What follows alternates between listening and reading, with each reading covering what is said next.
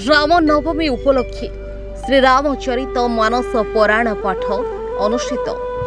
Vyasnagar ओयार house निकटस्थ Hanuman मंदिर प्रांगण में रामचरित मानस पुराण पाठ अनुष्ठित हो जाइछि। ब्राह्मण मानक द्वारा पूजा पाठ होमयज्ञ षोडशोपचार पूजा सहित विभिन्न प्रकार सांस्कृतिक कार्यक्रम आयोजन करा जायतिला।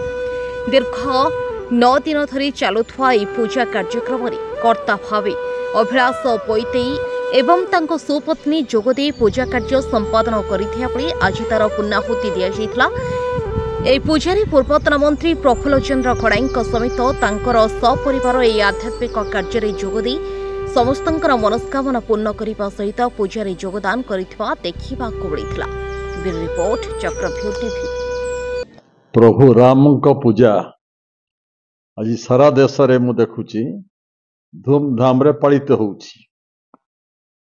आज तुम प्रार्थना रहिबो प्रभु रामचंद्र आशीर्वाद दे जांतु, वार्ता दे जांतु, लोक माने समस्ते समति भल पांतु, भाईचारा बढ़ू, व्यक्ति होंतु समष्टि होंतु, समस्ते निजर उन्नति करने संगे संगे समाज उन्नति करने दिगरे ये व्रती भी होंतु।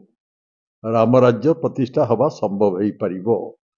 रामंकर पूजा व्यापक भाव रे सर्वत्र जो करा जाउछि लक्ष्य निश्चय रही प्रभु रामचंद्र आशीर्वाद रे राम राज्य पुनर्बार प्रतिष्ठा हेउ। जो परिकल्पना जातिर जनक महात्मा गांधी करथिले राम राज्य प्रतिष्ठा करिबा पाए भारत वर्ष रे तार व्यतिक्रम होउछि। आज दिन में संशोधन हो जाऊ, राम राज्य प्रतिष्ठा हो, समते समति भल पांतु, शांति रे रहंतु, अराजकता देखा न देउ। ये रहिबो प्रभु प्रार्थना।